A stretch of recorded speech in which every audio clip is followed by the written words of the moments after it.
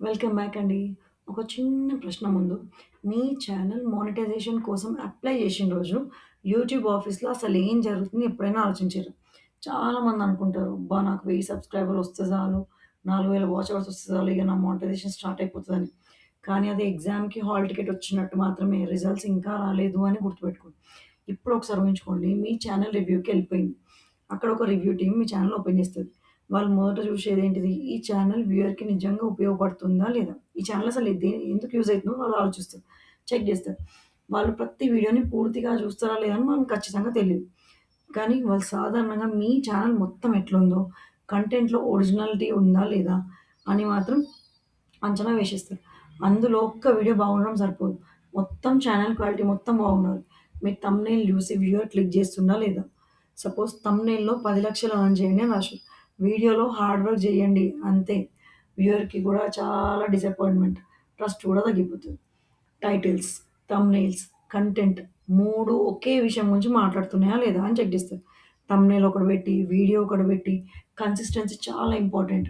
మీ ఛానెల్‌లో 20 వీడియోలు ఉన్నాయనుకోండి. అందులో 18 వీడియోలు వేరే దగ్గర నుంచి కాపీ చేస్తే, 2 వీడియోలు మాత్రమే మీరు ఒరిజినల్‌గా ఇచ్చినా వేస్ట్. రివ్యూ టీమ్‌కి ఏ ఇంప్రెషన్ వస్తదో తెలుసా? ఒక్క వీడియో కాదు, మొత్తం ఛానల్ ఐడెంటిటీ బిల్డ్ చేయాలి మనం.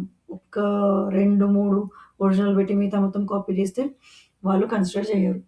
మన తెలంగాణలో ఒక మాటుంది. ఒకరోజు చదివి ఐఏఎస్ అవ్వాలని అనుకోవడం, అదెలా ఇంపాసిబుల్ అయితే, ఒక్క ఒరిజినల్ వీడియో చేసి మిగతావన్నీ కాపీ అయితే అది కూడా హెల్ప్ చేయదు.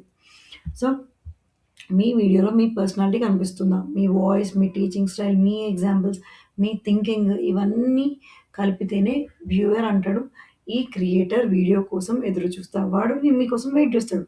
ఇవన్నీ ఉంటాయి. మీ స్టైల్, మీ థింకింగ్, మీ అనాలిసిస్ ఇవన్నీ ఉండాలి. అప్పుడే వాడు మళ్ళీ మళ్ళీ చూడాలని అనుకుంటాడు.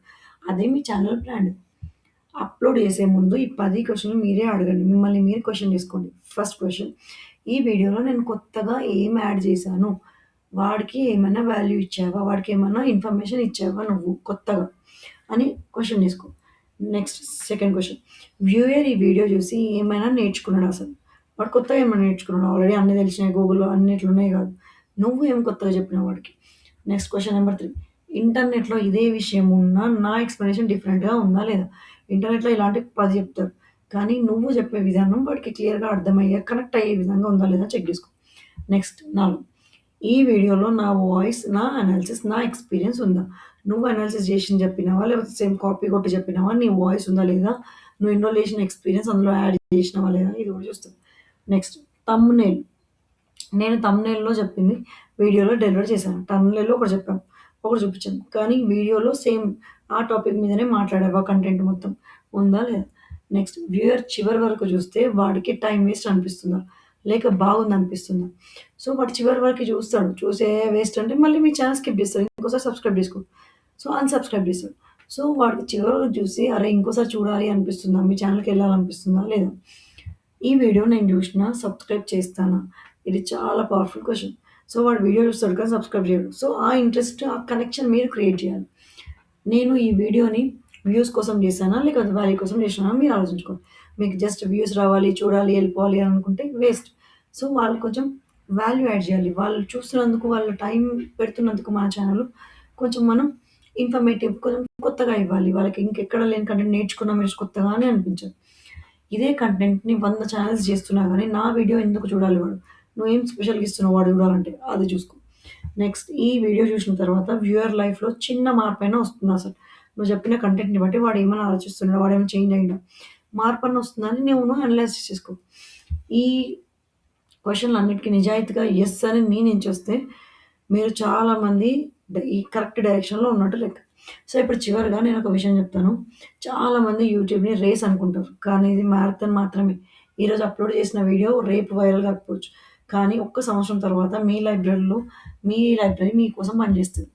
సో, సబ్‌స్క్రైబర్స్ కంటే ట్రస్ట్ ముఖ్యం. వ్యూయర్స్ కంటే వాల్యూ, వాళ్ళకిచ్చే వాల్యూ ముఖ్యం. మనీ కంటే ఆడియన్స్‌తో రిలేషన్‌షిప్ ముఖ్యం. ఇవి బిల్డ్ అయితే చాలు. మానిటైజేషన్ కూడా అదంతట అదే వస్తది. గ్రోత్ కూడా వస్తుంది. ఆపర్చునిటీ కూడా వచ్చేస్తది. సో, మీ ఛానెల్‌ని రివ్యూ టీమ్ కన్నా ముందు మీరు రివ్యూ చేసుకోండి. ఇవన్నీ ఉన్నాయా లేదా అని. అప్పుడు రిజెక్ట్ అయ్యే అవకాశాలు తగ్గుతాయి.